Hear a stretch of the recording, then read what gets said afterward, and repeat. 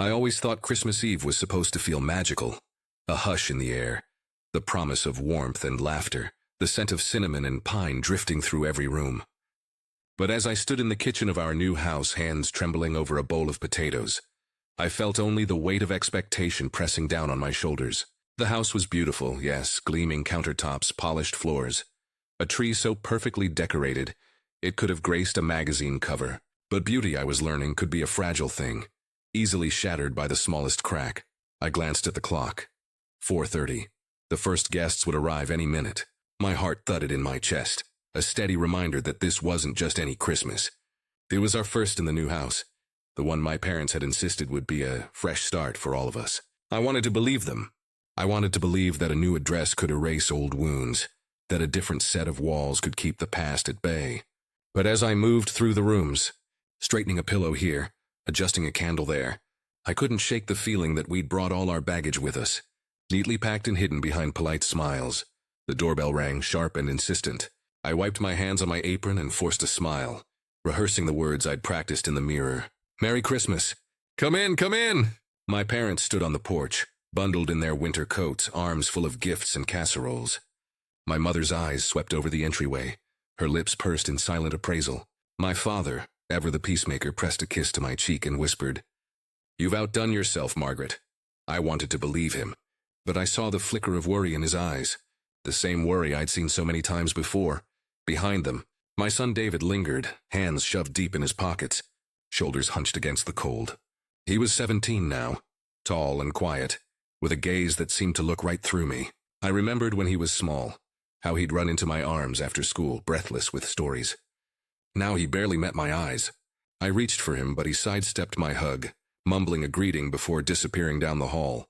My heart ached with the distance between us, a chasm I didn't know how to cross. As more family arrived, my sister and her husband, my niece and nephew, even Grandpa with his slow, careful steps, the house filled with the sounds of laughter and clinking glasses.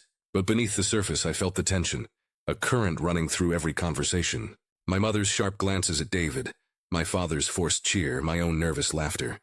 We were all playing our parts, pretending that this was just another holiday, that nothing had changed. I busied myself in the kitchen, chopping vegetables, basting the roast, arranging platters of cookies. It was easier to focus on the tasks at hand than to face the questions swirling in my mind. Why did my parents insist on buying this house? Why did David seem so angry, so withdrawn? And why, despite all my efforts, did I feel like an outsider in my own home? I caught my reflection in the window, the lines around my eyes deeper than I remembered, my hair streaked with silver. I thought of my late husband, how he used to tease me about my holiday nerves, how he'd wrap his arms around me and promise that everything would be all right. I missed him most on nights like this, when the world felt too heavy to bear alone. The living room was alive with chatter. Grandpa settled into his favorite armchair, a mug of tea cradled in his hands. My sister's children darted around the tree, their laughter a bright spot in the gloom. My mother hovered near the fireplace, rearranging stockings, her eyes never quite meeting mine. I wondered what she was thinking, if she too felt the strain, or if she was simply determined to keep up appearances. Dinner was almost ready. I set the table with my best china, the silver polished to a high shine. Each place setting was a small act of hope, a prayer that tonight would be different, that we could find our way back to each other. But as I placed the last fork, I heard raised voices from the hallway, David and my father, their words sharp and hurried. I couldn't make out what they were saying, but the tone was unmistakable. Accusation, frustration, pain. I closed my eyes, willing myself to stay calm. This was supposed to be a celebration, a time for forgiveness and togetherness, but the old wounds were too close to the surface, the scars too fresh. I wondered if anyone else felt it, the sense that we were all teetering on the edge of something, that one wrong word could send us tumbling into chaos. As I called everyone to the table, I forced another smile, my voice bright and brittle. "Dinner's ready. Let's all sit down." The family gathered, taking their seats, the air thick with unspoken words. I looked around the table, at the faces I loved and feared losing, and felt a surge of longing for peace, for understanding, for the simple comfort of belonging. But as I took my own seat, I knew that tonight would not be simple. The storm was coming, and there was no way to stop it. All I could do was hold on, pray for grace, and hope that somehow we would find our way through the darkness together.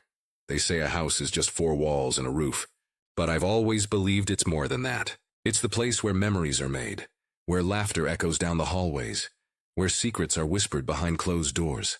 This house, our new house, was supposed to be a fresh start, a promise of better days. My parents beamed with pride the day we moved in, their voices bright with excitement as they led me from room to room, pointing out every detail as if unveiling a masterpiece. Look at these hardwood floors, Margaret. And the kitchen, just imagine the meals you'll cook here. I smiled and nodded, trying to match their enthusiasm, but inside, I felt a strange hollowness, as if the house was too big for us, too grand for the life we'd actually lived. I remember the first night we slept here. The rooms felt cavernous, the silence pressing in from every corner. I lay awake, listening to the unfamiliar creaks and groans, wondering if I'd ever feel at home. My parents, on the other hand, seemed to settle in instantly. My mother arranged her china in the glass cabinets. My father hung his favorite paintings in the hallway. They spoke of the house as if it were a reward for all their years of hard work, a testament to their perseverance. "We deserve this," my mother said, her voice firm. "After everything we've been through, we finally have something to show for it." But I couldn't shake the feeling that something was off. The house was beautiful, yes, but it came at a cost I wasn't sure we could afford. I remembered the months leading up to the move, the whispered conversations between my parents, the sudden tightening of belts, the way my father's brow furrowed as he pored over bills late into the night. I offered to help, to contribute what I could from my modest savings, but my mother waved me off. "Don't worry about it, Margaret.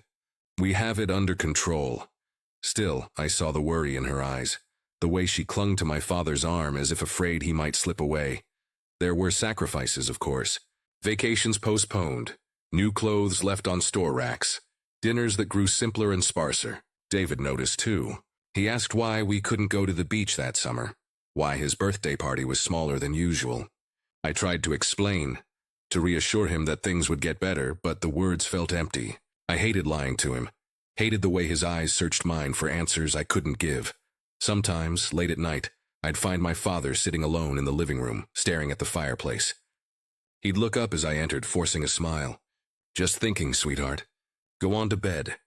I wanted to ask him what he was really thinking, but I was afraid of the answer. I was afraid that the dream we'd all been sold was just that, a dream, fragile and fleeting.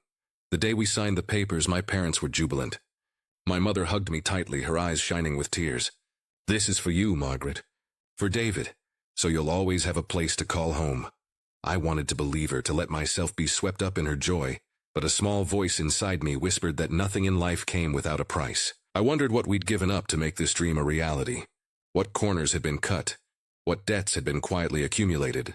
As the weeks passed, the house began to fill with our things, familiar furniture, family photos, the worn quilt my grandmother made. But even as I tried to make the space our own, I felt a sense of unease. The rooms were too pristine, the walls too white, as if waiting for a story that hadn't yet been written. I caught my mother watching me sometimes, her expression unreadable. Was she proud of what they'd accomplished? Or was she worried I'd see through the facade?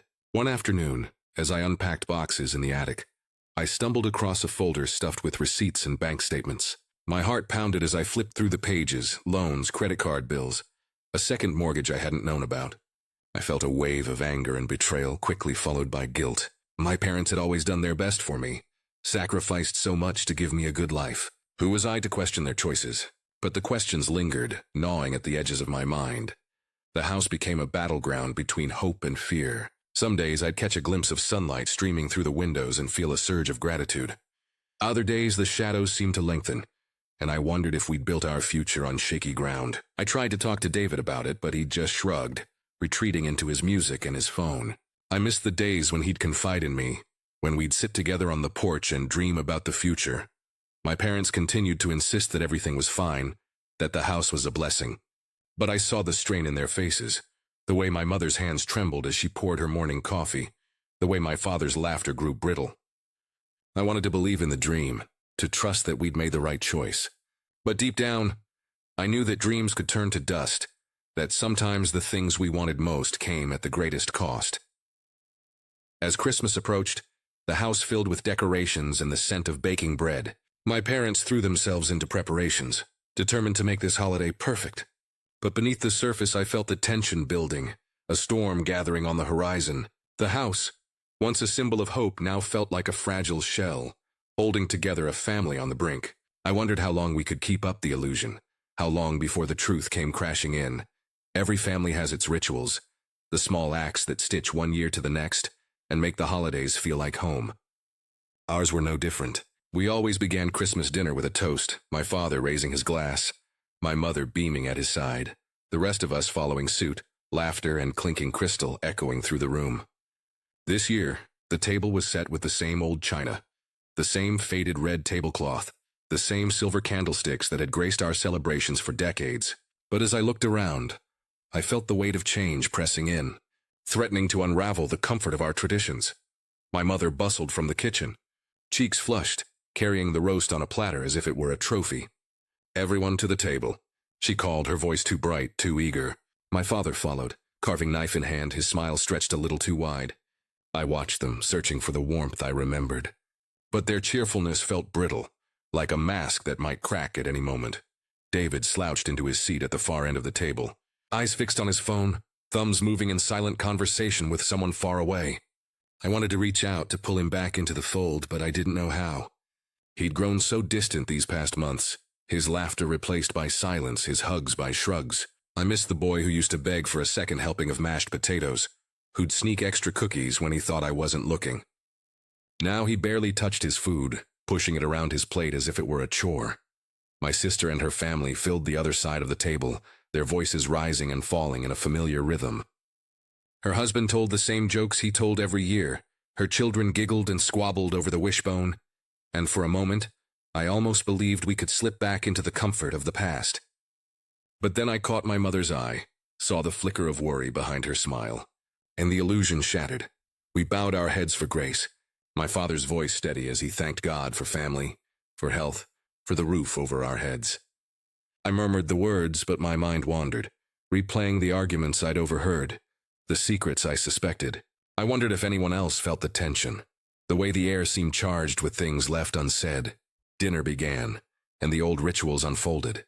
My mother passed the bread, my father carved the roast, my sister poured the wine. We shared stories of Christmases past, my father recalling the year the tree fell over, my mother laughing about the time she burned the pie.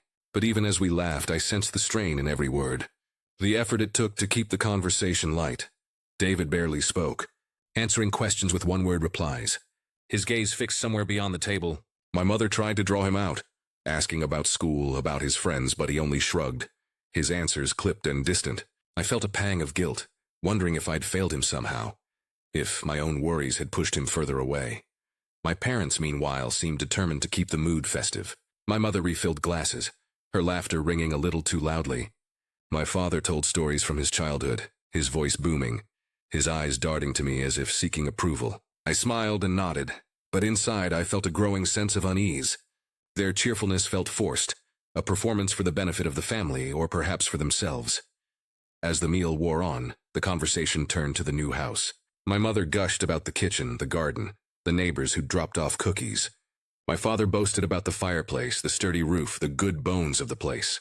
I listened, nodding in all the right places, but I couldn't shake the feeling that we were all pretending, that the house was just another prop in a carefully staged play. I glanced at David, hoping for a smile, a sign that he was still with us. But he only stared at his plate, shoulders hunched, jaw set. I reached for his hand under the table, but he pulled away, folding his arms across his chest. My heart ached with the distance between us, the sense that I was losing him, one silent dinner at a time. My sister's children chattered about their gifts, their voices a welcome distraction. I tried to join in, asking about their favorite presents, but my mind kept drifting back to David, to my parents, to the secrets I sensed lurking just beneath the surface. I wondered if anyone else felt it, the way our traditions had become hollow, the way our laughter rang false. As dessert was served, my mother brought out her famous apple pie, the one she'd baked every Christmas since I was a child. She set it on the table with a flourish, her eyes shining with pride. "Just like old times," she said, her voice trembling ever so slightly. I forced a smile, but the words caught in my throat. Nothing felt like old times. The bonds that once held us together felt frayed, stretched thin by years of unspoken hurts and quiet disappointments. We ate in silence for a while, the only sound the clink of forks against plates. I looked around the table, at the faces I loved, and felt a surge of longing for the closeness we'd once shared, for the certainty that family would always be enough. But as I watched David retreat further into himself, as I saw the strain in my parents' eyes, I knew that something fundamental had shifted. Our traditions remained, but the meaning behind them had changed. As the meal ended and the family began to drift into the living room, I lingered at the table, gathering plates, my mind swirling with doubts. I wondered how much longer we could keep up the charade, how many more holidays we could pretend that everything was fine. The house was filled with laughter and light, but beneath it all, I felt the chill of something broken, something I wasn't sure we could ever mend after dinner. The family drifted into the living room, drawn by the glow of the fireplace and the twinkle of lights on the tree. The children sprawled on the rug, unwrapping small gifts and giggling over their treasures. My mother poured coffee, my father settled into his favorite chair, and for a moment it almost felt like any other Christmas. I tried to let myself relax, to believe that the worst of the evening was behind us, but a knot of unease still twisted in my stomach. Grandpa sat quietly in his armchair, a knitted blanket draped over his knees, his hands wrapped around a mug of tea. He'd always been the quiet observer, content to watch the family swirl around him, his eyes kind and knowing. Tonight he seemed especially thoughtful, his gaze lingering on each of us in turn. I caught his eye and offered a small smile, grateful for his steady presence. David sat on the edge of the sofa, shoulders hunched, eyes fixed on the flickering flames. He looked so much older than his 17 years, the weight of something unspoken pressing down on him. I wanted to reach out, to pull him close and promise that everything would be all right. But I didn't know how to bridge the distance between us. The conversation drifted from one topic to another. Holiday plans, old family stories, the weather. My mother laughed a little too loudly at my father's jokes. My sister scrolled through photos on her phone, showing off her children's latest accomplishments. I watched it all from the sidelines, feeling like a guest in my own home. Then, in the gentle lull that followed a round of laughter, Grandpa cleared his throat.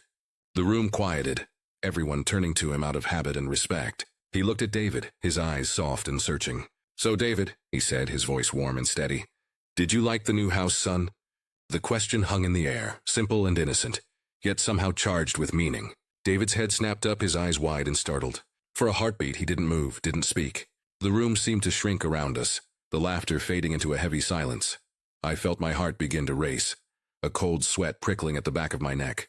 I glanced at my parents, saw the flicker of panic in my mother's eyes, the way my father's jaw tightened. My sister looked from David to me, confusion etched on her face. Even the children seemed to sense the shift, their voices trailing off as they watched the adults. David opened his mouth, then closed it again, his hands clenching into fists. He looked at me, then at my parents, his gaze pleading for something I couldn't give. I wanted to speak, to break the silence, but the words caught in my throat. I could feel the tension radiating from every corner of the room, a storm gathering just out of sight. Grandpa, bless him, seemed oblivious to the turmoil he'd unleashed. He smiled gently, waiting for an answer, his question hanging between us like a challenge. "It's a nice house, isn't it?" he prompted, his tone light, but I could hear the undercurrent of curiosity, the desire to connect. David swallowed hard, his voice barely above a whisper. "Yeah, it's fine." But the words sounded hollow, forced, as if he were reciting a line from a script he didn't believe in. He looked down at his hands, his shoulders trembling ever so slightly. The silence stretched, thick and suffocating. My mother set her coffee cup down with a clatter, her hands shaking. My father cleared his throat, searching for something to say. But the moment had already slipped beyond his control. I felt a surge of anger, at my parents, at myself, at the secrets that had brought us to this point. In that instant, memories flooded my mind, late-night arguments behind closed doors, whispered conversations that stopped when I entered the room.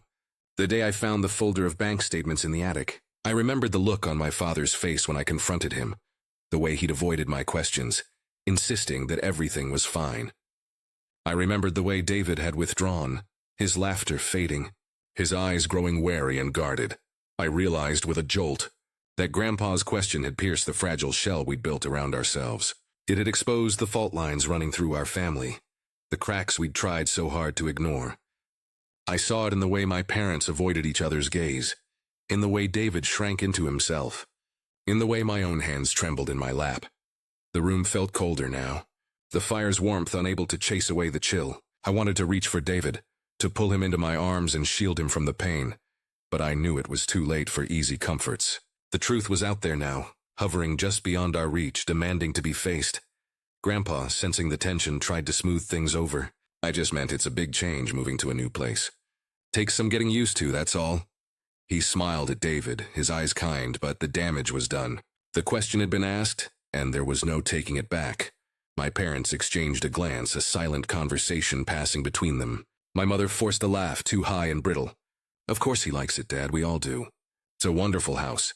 But her words rang false, echoing in the silence. I looked at David, saw the pain in his eyes, the way he bit his lip to keep from speaking. I wanted to tell him it was all right, that he could trust me, but I didn't know if he would believe me. I didn't know if I believed it myself. The moment passed, the conversation stumbling forward, but nothing felt the same. The air was heavy with things unsaid, with questions that had no easy answers. I knew deep down that this was only the beginning, that the storm we'd been trying to outrun had finally caught up with us. As the family tried to recover, laughter forced and brittle, I sat in the corner, my heart pounding, my mind racing. I thought of all the ways we'd failed each other, all the secrets we'd kept, all the love we'd let slip through our fingers. I wondered if we could ever find our way back, or if the question Grandpa had asked would be the one that finally broke us apart. The room tried to breathe again, but the air was thick and heavy, as if the walls themselves were holding their breath. My mother was the first to move, bustling to the kitchen with a forced cheerfulness that fooled no one. "Who wants more pie?" she called, her voice too bright, the words tumbling out too quickly. My father followed her lead, launching into a story about his old college roommate, his laughter echoing hollowly in the corners of the room. The others played along, picking up the thread of conversation. But the easy rhythm of the evening was gone. Replaced by a stilted, uneasy dance, David sat rigid on the sofa, his eyes fixed on the floor, his hands clenched in his lap. I watched him from across the room, my heart aching with the knowledge that I couldn't reach him. Not now. He looked so small, so lost, and I wondered how I had missed the signs, how I had let the distance between us grow so wide. I wanted to go to him, to wrap my arms around him and promise that everything would be all right, but I was afraid. Afraid of what he might say, afraid of what I might hear.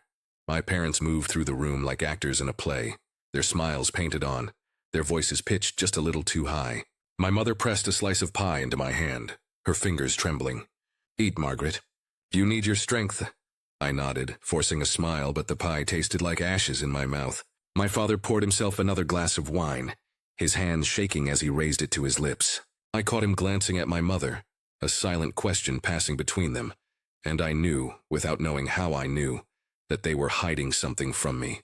The children, sensing the tension, grew quiet, their laughter fading into whispers. My sister tried to fill the silence, talking about her new job, her husband chiming in with stories of his own. But the words floated above us, never quite landing, never quite reaching the heart of things.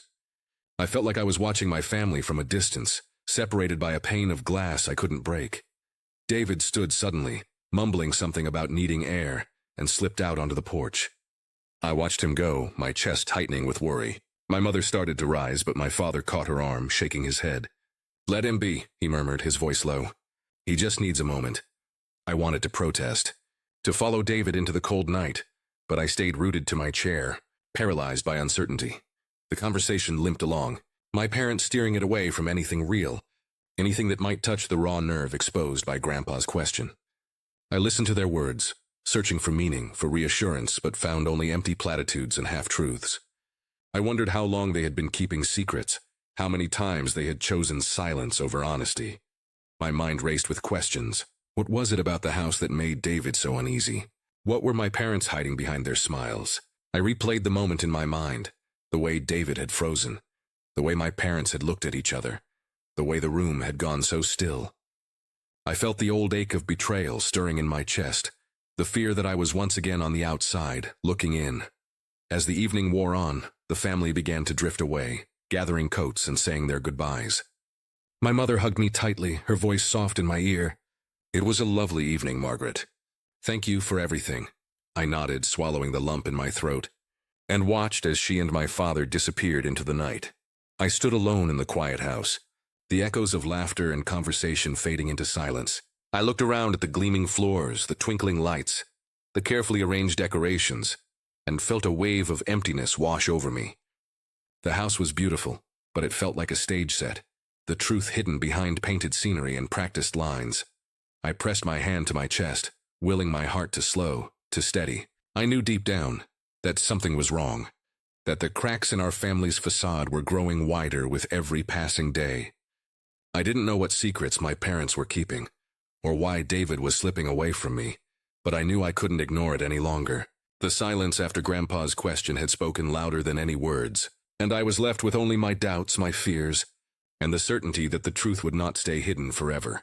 The house was quiet now, the only sound the faint ticking of the grandfather clock in the hallway.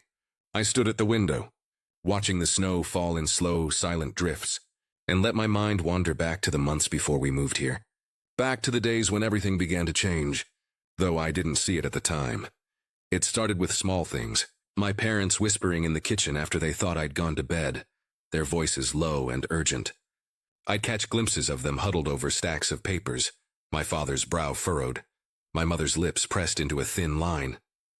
When I asked what was wrong, they'd brush me off with a smile. Just bills, Margaret. Nothing for you to worry about. But I could feel the tension in the air, the way my mother's hands shook as she poured her morning coffee, the way my father grew quiet and distracted. I tried to help, offering to take on more hours at work, to contribute what I could. My mother always refused, insisting that they had everything under control. You have enough on your plate, dear. Let us handle it. But I saw the worry in her eyes, the way she clung to my father's arm as if afraid he might slip away. I wanted to believe her, to trust that they knew what they were doing. But a seed of doubt had been planted, and it grew with every passing day. The talk of moving came suddenly, almost out of nowhere. My parents announced it over dinner one night, their voices bright with excitement. We've found a wonderful house, Margaret. It's perfect for all of us, a fresh start. I was stunned. We'd lived in our old house for decades, every corner filled with memories of my childhood, of David's first steps, of my late husband's laughter echoing down the hallways. The thought of leaving it all behind felt like a betrayal, but my parents were insistent. It's time for something new, my father said, his eyes shining with a strange, desperate hope. I asked about the cost, about how we could afford such a place. My mother waved away my concerns, assuring me that they'd found a good deal, that everything was taken care of. But I noticed the way she avoided my gaze, the way my father's hands trembled as he signed the papers. I wanted to believe them, to trust that they were making the right choice, but the unease in my chest only grew. As the weeks passed, the preparations for the move consumed us. My parents packed boxes with a kind of frantic energy, discarding old furniture, donating clothes, throwing away anything that didn't fit their vision of a new life. I tried to help, but I felt like an outsider. My suggestions brushed aside, my questions met with vague answers. Don't worry, Margaret. We know what we're doing. One afternoon, I found my father in the study, surrounded by stacks of paperwork. He looked up as I entered, his face drawn and tired. Just sorting through some old files, he said, forcing a smile. I noticed a folder on the desk, thick with documents. My name was written on the tab in my late husband's handwriting. My heart skipped a beat. What's that? I asked, reaching for it. My father's hand shot out, covering the folder. Nothing important. Just some old records. He slid the folder into a drawer and changed the subject, but I couldn't shake the feeling that something was wrong. That night, I lay awake, replaying the moment in my mind. My late husband had been careful with our finances, always making sure that David and I would be provided for. After he passed, I'd relied on the small inheritance he left behind, a safety net for emergencies, for David's future. I'd trusted my parents to help me manage it, to keep it safe. But now doubts gnawed at me. Had they used the money without telling me? Had they risked our security for the sake of a dream? I tried to push the thoughts away, to focus on the excitement of a new beginning. But every time I looked at the new house, at the gleaming floors and high ceilings, I wondered what we'd sacrificed to get here. My parents seemed happier than they'd been in years, their laughter louder, their smiles brighter. But I saw the cracks beneath the surface, the way my mother flinched when the phone rang, the way my father avoided my questions about the mortgage, the bills, the sudden influx of expenses. David noticed the changes too. He grew quieter, more withdrawn, his eyes shadowed with worry. He asked me once late at night if we were going to be all right. I hugged him tightly, promising that we would, but I wasn't sure I believed it myself. I missed the days when I could give him certainty, when the world felt safe and predictable. The day we moved, my parents were jubilant, their excitement infectious. They led me from room to room, pointing out every detail, every feature. This is for you, Margaret. For David, so you'll always have a place to call home. I wanted to believe them, to let myself be swept up in their joy. But the doubts lingered, whispering in the back of my mind. Now, standing in the quiet of the new house, I let the memories wash over me. I thought of the sacrifices we'd made, the secrets my parents kept, the trust I'd given so freely. I wondered if the price we'd paid was too high, if the dream of a new beginning was worth the cost. The house was beautiful, but it was built on shaky ground, and I was left to wonder how long it would stand before the truth came crashing in. The house was still, the hush of late evenings settling over every room. I found David on the back porch, hunched over on the old wooden bench, his breath rising in small clouds against the cold. He didn't look up as I stepped outside, but I could see the tension in his shoulders, the way his hands twisted together in his lap. For a moment I just stood there, watching him, my heart aching with the memory of the little boy who used to run to me with scraped knees and wild stories. Now he seemed so far away, a stranger in the shape of my son. I sat beside him, careful to leave a small space between us. The silence stretched, heavy and uncertain. I searched for the right words, but everything felt inadequate, too small for the pain I saw in his eyes. "David," I said softly, "can we talk?" He didn't answer, but he didn't move away either, so I pressed on, my voice trembling. "I know something's wrong. I can see it. Please, just tell me what's going on." He stared out into the darkness, jaw clenched, eyes shining with unshed tears. For a long time I thought he wouldn't answer.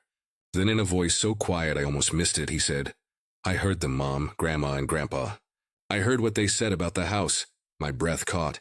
I wanted to reach for him, to pull him close, but I forced myself to stay still, to let him speak. "What did you hear?"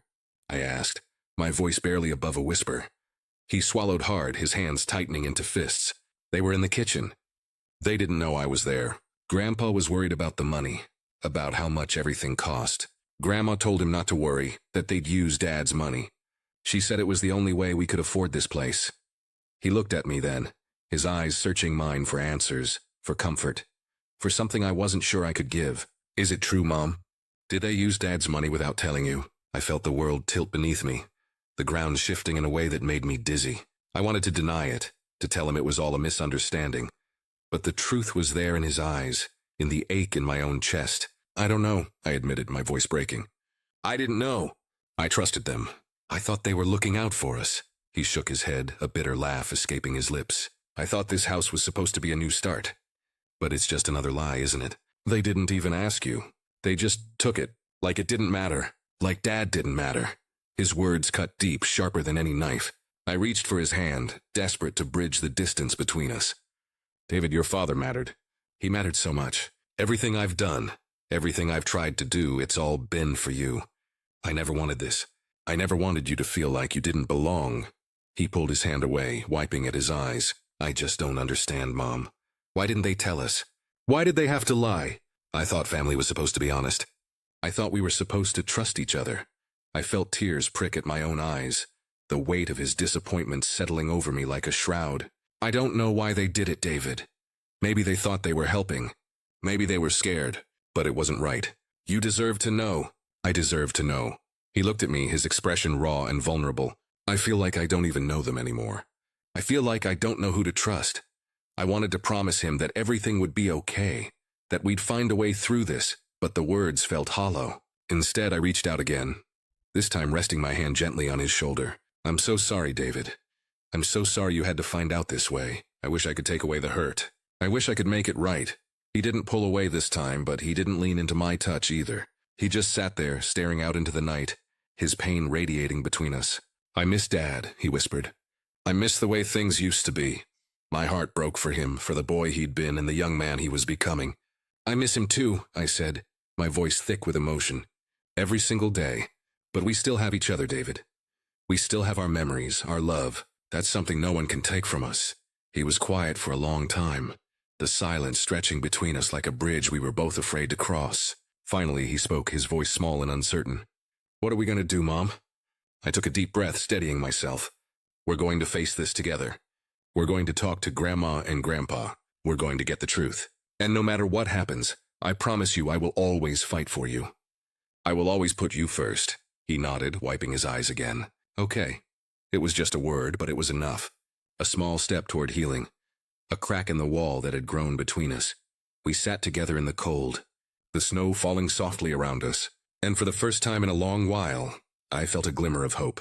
The truth had hurt, but it had also brought us closer, reminded us of what really mattered. I didn't know what tomorrow would bring, but I knew we would face it together, mother and son, side by side. I barely slept that night. Every time I closed my eyes, I saw David's face, hurt, confused, searching for answers I didn't have. By morning, the house felt colder, the silence between the walls heavier than ever.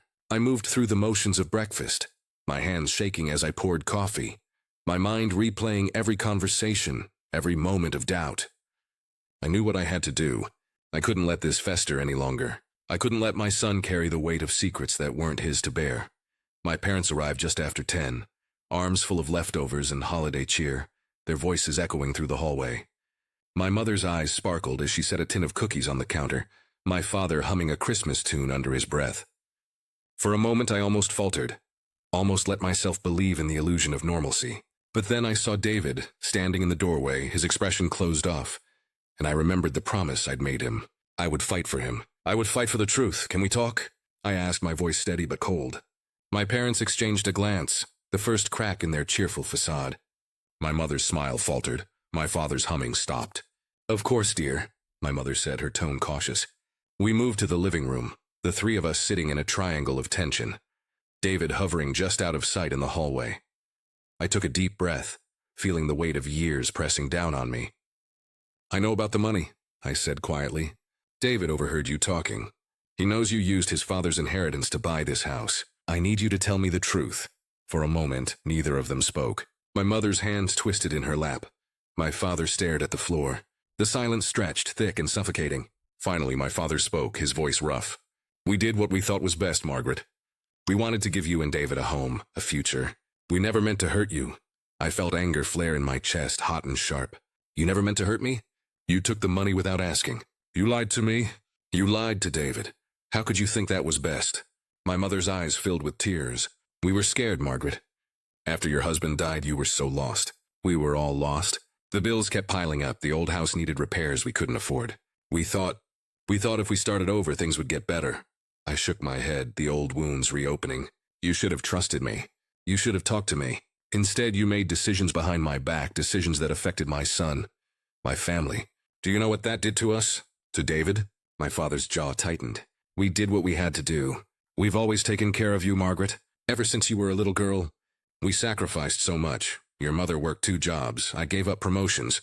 We put you through school, helped you raise David after everything. We just wanted to protect you. The words stung, dredging up memories I'd tried to bury.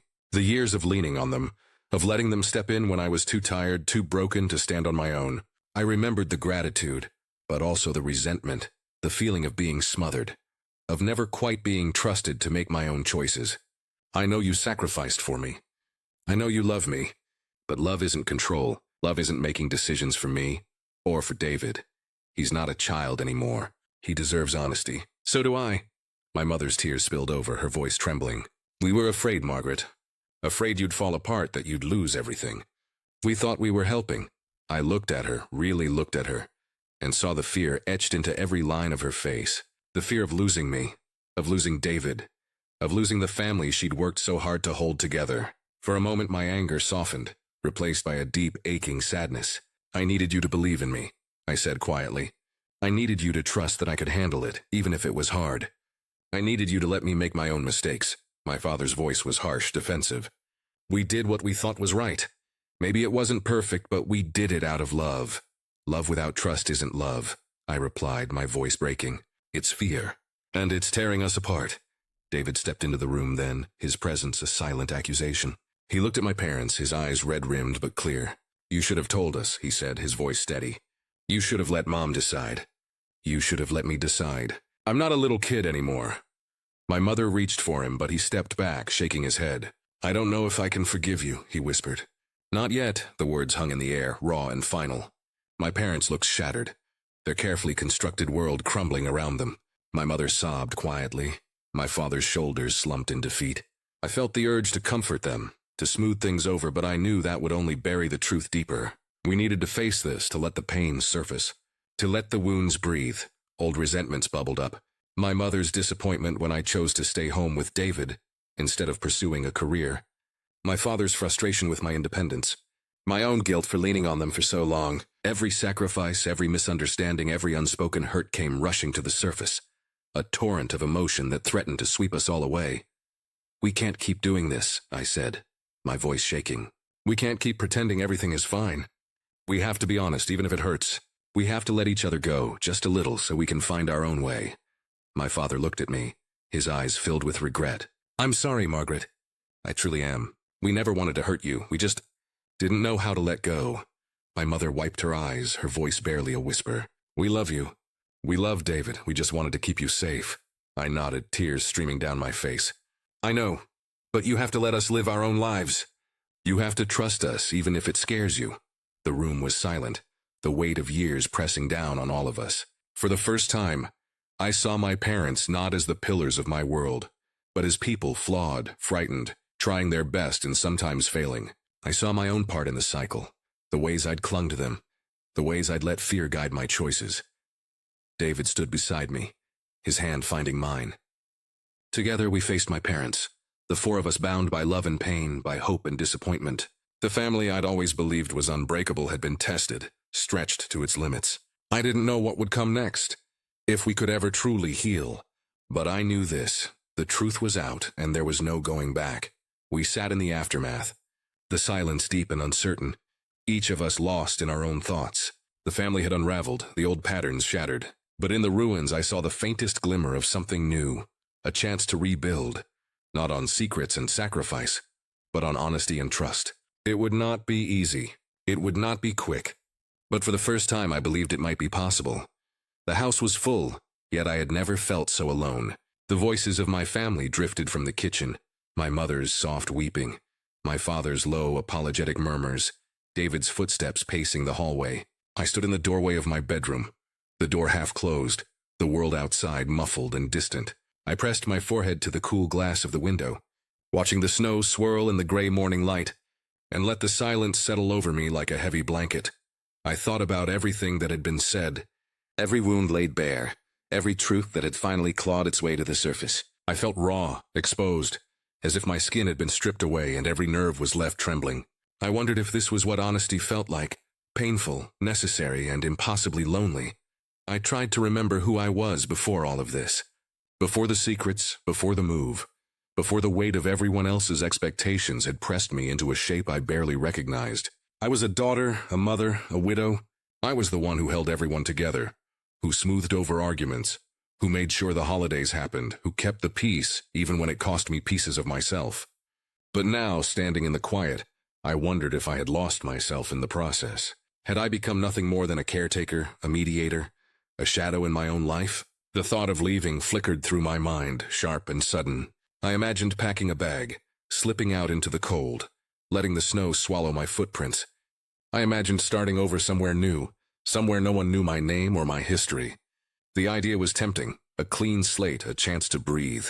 But then I thought of David, of the way his hand had found mine in the living room, the way his voice had trembled with hurt and hope. I thought of my late husband, the way he used to hold me when the world felt too heavy, the way he'd whisper, "We'll get through this, Maggie. We always do." I closed my eyes, letting the memories wash over me. I remembered the early days of our marriage, the laughter, the dreams we'd built together. I remembered the night David was born, the fear and the joy, the way I'd promised to protect him no matter what. I remembered the long, lonely nights after my husband died, the way I'd clung to my parents, desperate for something solid to hold on to.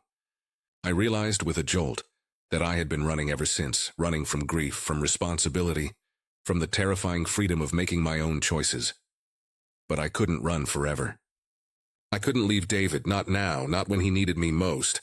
I couldn't abandon my parents, even if their love sometimes felt suffocating. Family wasn't just about blood or obligation. It was about showing up even when it hurt, even when you didn't know how to fix what was broken.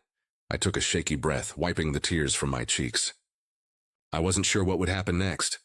I didn't know if forgiveness was possible, or if trust could ever be rebuilt. But I knew I couldn't give up. Not on myself, not on my son, not on the family we still had, fractured and fragile as it was. I stepped away from the window, the cold fading from my skin. I looked around the room, at the photos on the dresser, the quilt my mother had made, the book my husband had given me on our last Christmas together. I realized that my life was stitched together from 1,000 small moments of love and loss, hope and disappointment. I was more than the sum of my mistakes, more than the roles I played for everyone else. As I opened the door and stepped back into the noise and chaos of my family, I carried with me the memory of my husband's steady arms, the promise I'd made to David, and the quiet strength I'd forgotten I possessed. I was alone, yes, but I was also surrounded by the people who needed me, who loved me, who, in their own flawed ways, were trying to find their way back to me. And for the first time in a long while, I believed that maybe, just maybe, I could find my way back to them. Too, after the storm of confrontation and the quiet ache of isolation, I found myself drawn to the attic, a place I'd avoided since we moved in. The air was cold and musty, filled with the scent of old cardboard and forgotten memories. I climbed the creaking stairs, each step echoing with the weight of the past. I wasn't sure what I was looking for, maybe a distraction, maybe a sign. All I knew was that I needed something to hold on to, something that belonged to me alone. I sifted through boxes labeled in my mother's careful handwriting. Christmas ornaments, baby clothes, photo albums. My hands trembled as I opened a battered trunk, the one I'd brought from the old house, the one I hadn't dared to unpack. Inside, beneath a faded blanket, I found it. A small, leather-bound diary, the cover worn soft by years of handling. My late husband's name was written on the first page, his handwriting instantly familiar, a jolt of love and longing shooting through me. I sat on the attic floor, knees pulled to my chest, and opened the diary. The pages were filled with his voice, gentle, honest, sometimes uncertain, always loving. He wrote about our early days together, about the dreams we'd shared, the fears we'd whispered in the dark. He wrote about David, about the pride and terror of fatherhood, about the hope he carried for our family's future. And as I read, I felt him beside me, his presence as real as the ink on the page. One entry caught my eye, written not long before he died. Maggie, I know you worry about being enough for David, for your parents, for everyone, but you always have been. You hold this family together, not because you have to, but because you love us. Don't let anyone make you feel small. Don't let fear steal your joy. If you ever feel lost, remember, you are stronger than you know. Tears blurred the words, but I kept reading, hungry for his wisdom, his reassurance. He wrote about forgiveness, not as a gift to others, but as a gift to yourself. We all make mistakes, Maggie. We all hurt the people we love, sometimes without meaning to, but holding on to anger only makes the pain last longer. Forgive them, forgive yourself, and let your heart be light again. I closed the diary, pressing it to my chest, the ache in my heart softened by his words. I realized I'd been carrying so much, resentment, guilt, the need to be everything for everyone. I'd let my parents' choices define my worth, let their fears become my own. But my husband saw me, truly saw me, and loved me not in spite of my flaws, but because of them. Sitting there in the quiet, I felt a shift inside me, a loosening of the knots that had kept me bound to the past. I understood finally that forgiveness wasn't about excusing what had been done, but about freeing myself from the weight of it. I could choose to let go, to move forward, to build something new from the pieces of what remained. I wiped my tears and stood, the diary clutched in my hands. I thought of David, of the pain in his eyes, the hope that still lingered beneath his anger. I thought of my parents, lost in their own regrets, desperate to protect me in the only way they knew how. I thought of myself, not just as a daughter or a mother, but as a woman who had survived loss, who had weathered storms, who was still standing. As I left the attic, I felt lighter, steadier, more myself than I had in years. My husband's words echoed in my mind, a quiet promise that I could be whole again, that I could forgive, that I could choose love over fear. The truth was never simple, never easy, but it was mine to face. And with his diary in my hands, I knew I had the strength to do it. I came down from the attic with my husband's diary pressed to my heart, his words echoing in my mind like a quiet anthem. For the first time in a long while, I felt a sense of clarity, a stillness inside me that wasn't emptiness but resolve. I was tired of feeling small, tired of letting guilt and fear dictate my choices. I was tired of being the peacekeeper at the expense of my own peace. I knew what I had to do. My parents were in the kitchen, their voices low, their faces drawn with worry and exhaustion. They looked up as I entered, uncertainty flickering in their eyes.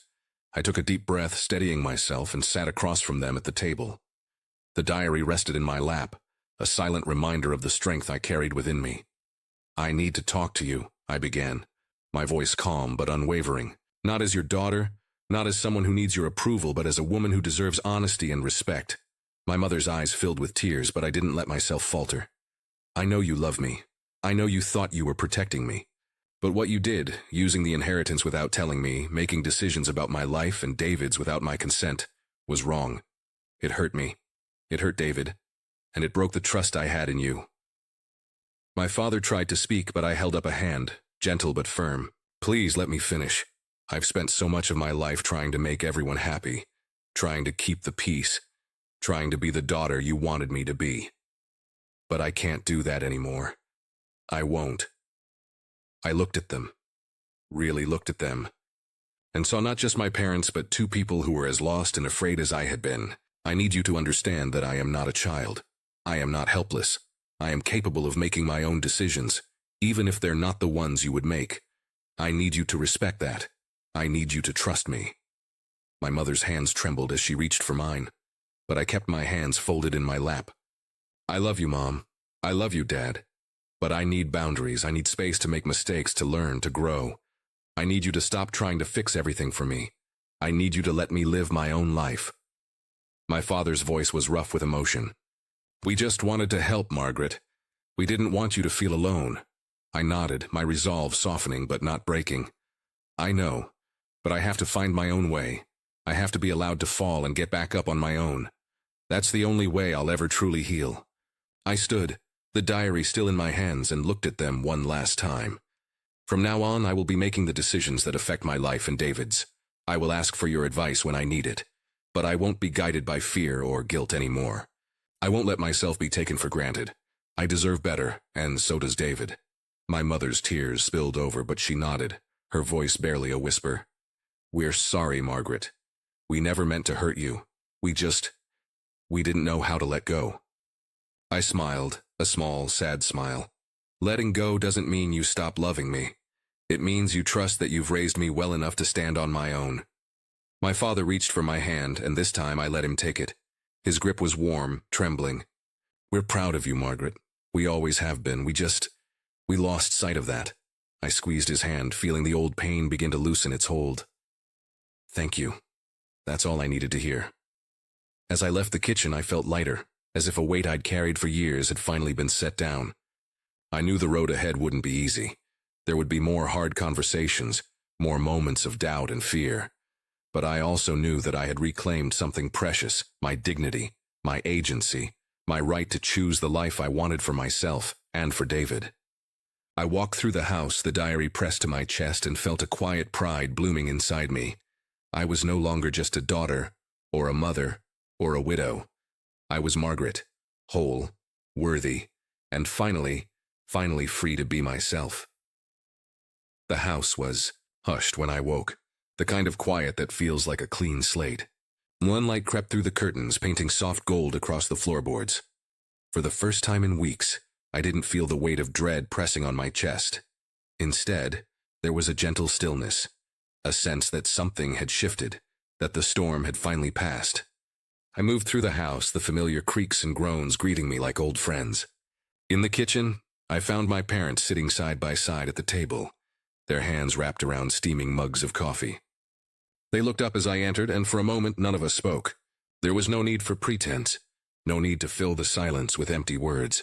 We simply sat together, letting the quiet settle around us. My mother was the first to break the silence. She reached across the table, her hand trembling as she took mine. "Margaret," she said softly, "we're sorry, truly. We made mistakes, big ones. We let our fear guide us, and we hurt you and David in the process. We can't take it back, but we want to do better. We want to earn back your trust." My father nodded, his eyes shining with regret and something softer, hope, maybe, or relief.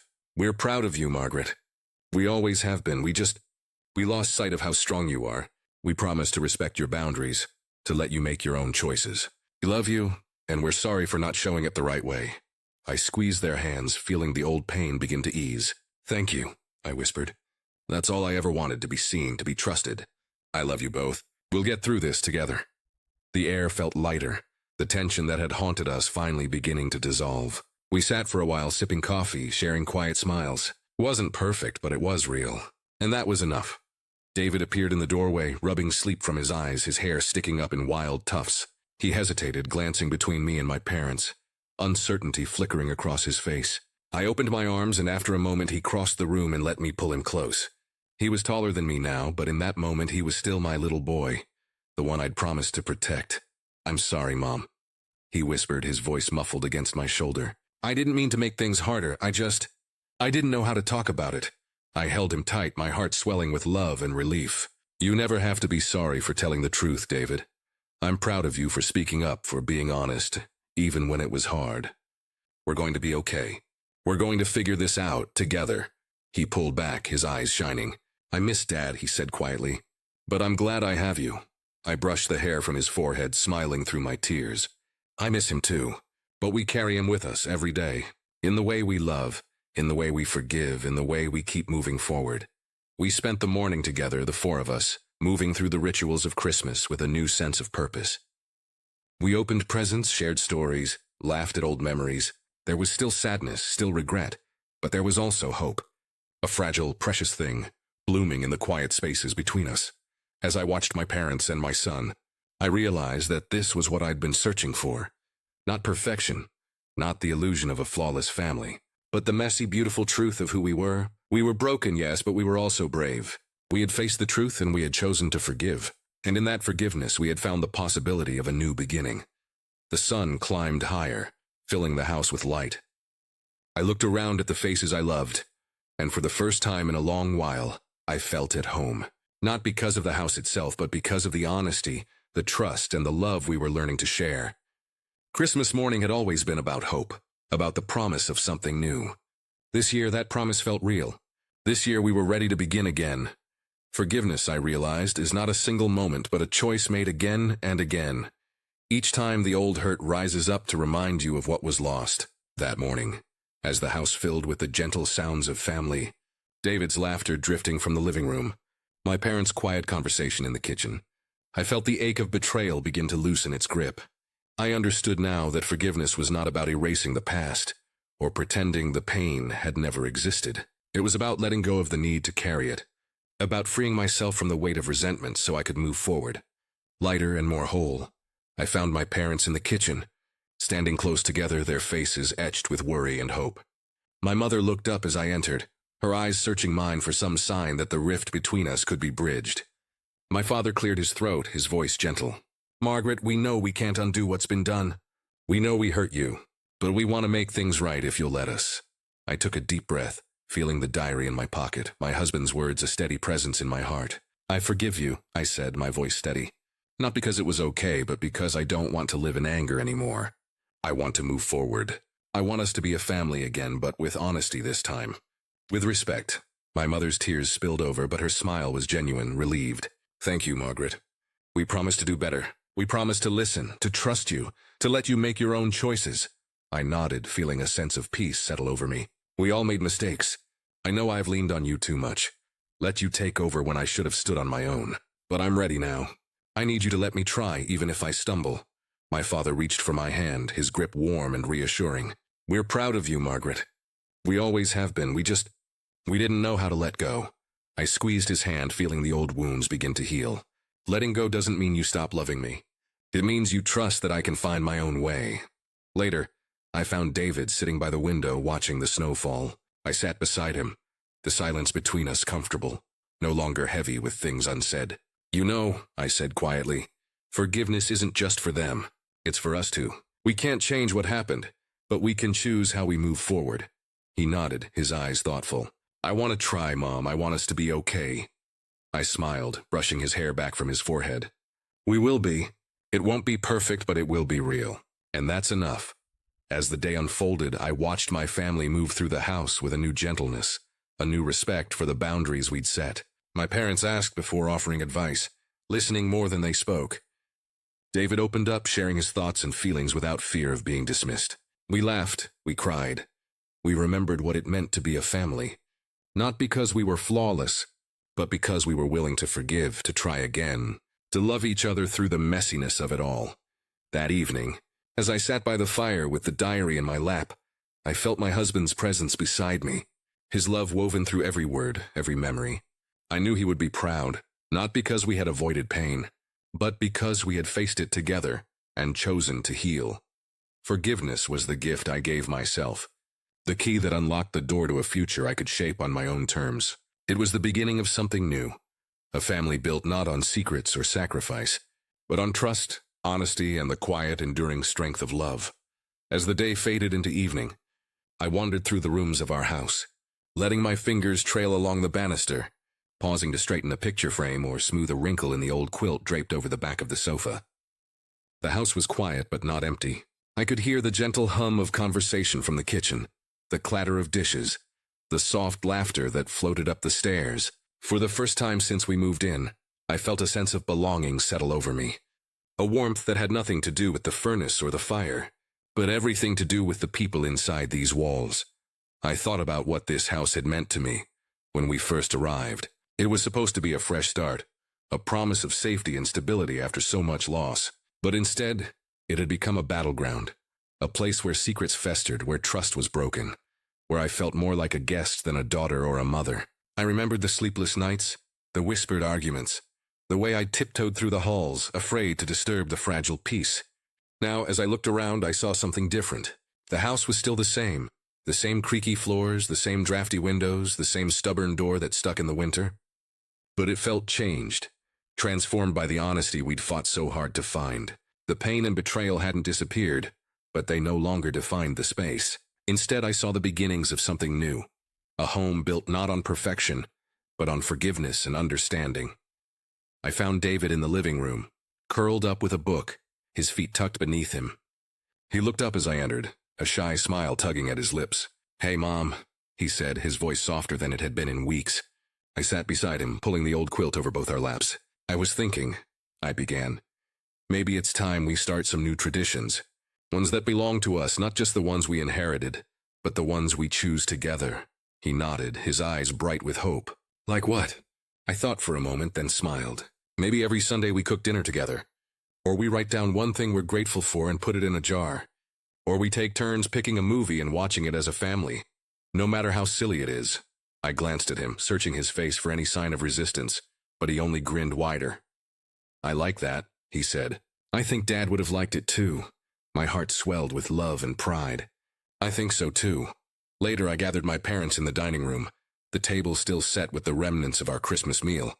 I told them about my idea, about creating new traditions that honored where we'd been, but also pointed us toward where we wanted to go. My mother wiped her eyes, my father squeezed my hand, and together we agreed to try, to let go of the old hurts, to make space for new memories, to build a home that was truly ours. As night fell, I stood at the window, watching the snow settle softly on the roof, the lights from inside casting a golden glow onto the drifts below. I realized that home wasn't just a place or a collection of things, or even a set of traditions passed down through generations.